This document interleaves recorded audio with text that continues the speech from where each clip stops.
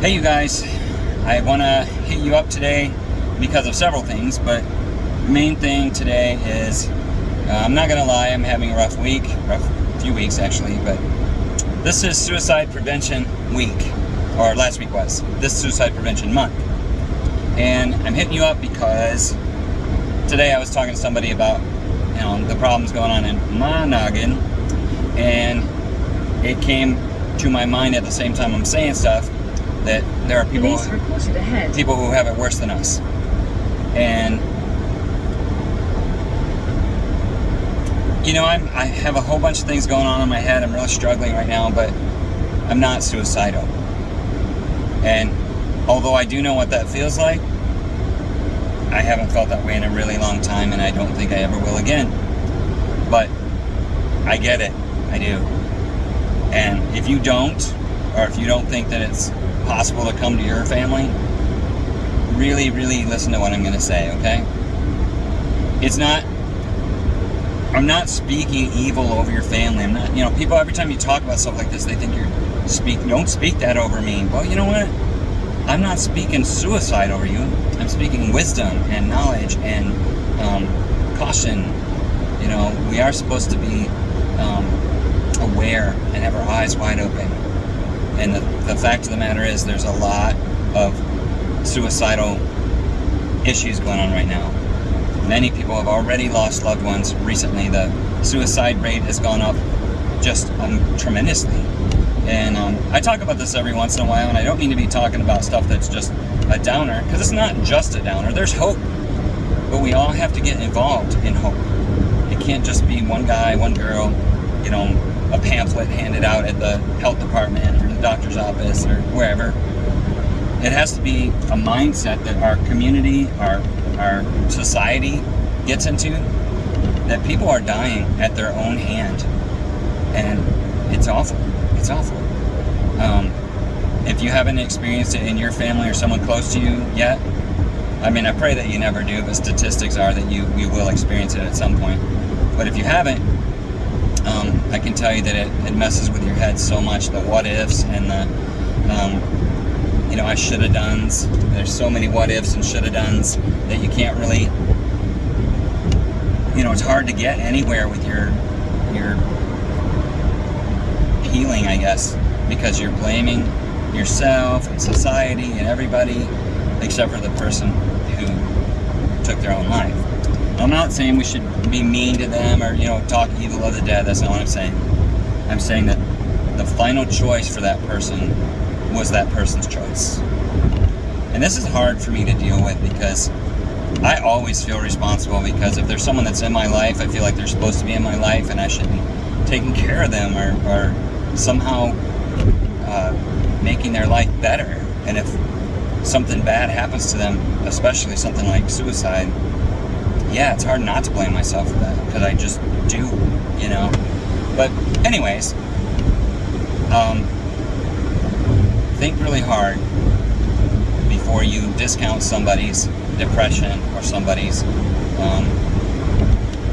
hopeless. If they're speaking hopeless, if they have hopelessness in their life, think twice about that. Think really hard, and maybe there's something you can do. And I'm not saying if they kill themselves anyway that's your fault. I'm saying maybe there's something you can do, and you won't know unless you try. So let's say you have somebody in your life right now that through whatever means you found out that they're suicidal, or that you think they're suicidal. You can't know. You can't know what's about to happen. You can't know their thoughts or their, what they're planning or what they might go off and do on a whim or whatever. You can't know that. But what you can do is you can be open to them, you can be honest with them, you can be a good listener and a good talker when you need to be. Listening is a big component, but talking is too. People think that, if all you do is listen, and that all they need is someone to listen to them. That's true to an extent, but listening all day long without giving any kind of hope to the person is pretty rough. So I'm just saying, kind of talking off the top of my head because I got a lot on my mind today, but this is really important.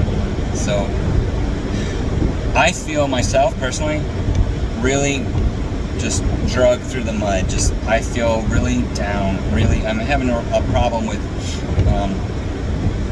some of the stuff that I was going through before. I'm kind of relapsing in my mind, and I'm struggling.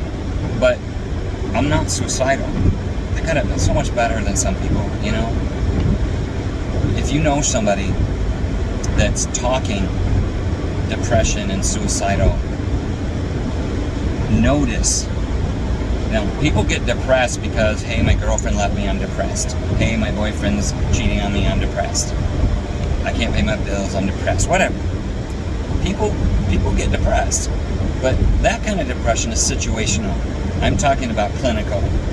And situational too can be, a lot of people in situational depression do commit suicide or try because they feel like there's no hope. You know, they're dealing with a temporary problem in a permanent way.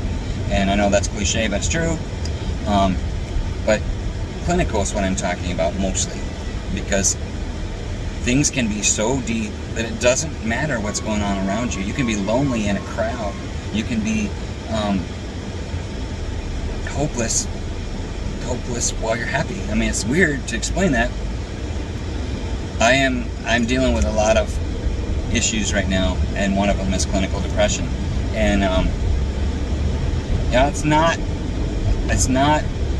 something you shouldn't talk about. It's something you should talk about. People have problems, and it needs to be made public so that people can understand and people can, deal with someone they know that's struggling, or deal with themselves. So I personally am struggling with a lot of things right now, and part of what I'm doing is what I'm doing right now, talking to you. And part of what I'm doing is I'm on my way to I'm on my way to therapy, and maybe I should be going to physical therapy too, I don't know. But I'm on my way to therapy, and it has been helping me quite a bit. And I recently got another slam, and it just took me backwards, and I'm really struggling with that. I'm having a hard time. And life doesn't let up just because you're having a hard time, And sometimes it seems like it's an avalanche. That first pebble that falls is bad, but you have no idea what's about to come caving in on you. And that sounds hopeless, but it's not. There's recovery at the end.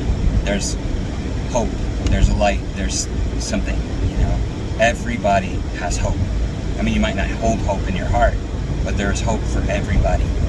I believe that. I really do. Maybe not on your own. Definitely not on your own when it comes to God, but there's hope. So I'm sorry about the video quality today. On my phone is getting the sun shining right on it, so it's not doing a great job of doing video. But I hope that the message is true, the message is clear. Even when everything seems to be tumbling down, there is hope. You may not smile through it. You may not be giddy. But some people, that's the way they deal with it. They start cracking jokes, and they're funny, and they're loud and obnoxious. But that's to cover up what they're really feeling deep inside. I do that. And I think a lot of other people do that. I've grown up with people who do that. That try to take the spotlight right off of what's really digging at them. And by doing that, they make everybody else think they're okay, but they're not really okay. You know what I'm saying? Anyway, time's up. I gotta go. I love you guys. I hope that something I said makes a little sense. If you ever want to talk about it, hit me up, call me, write me, whatever. Talk to you. Bye.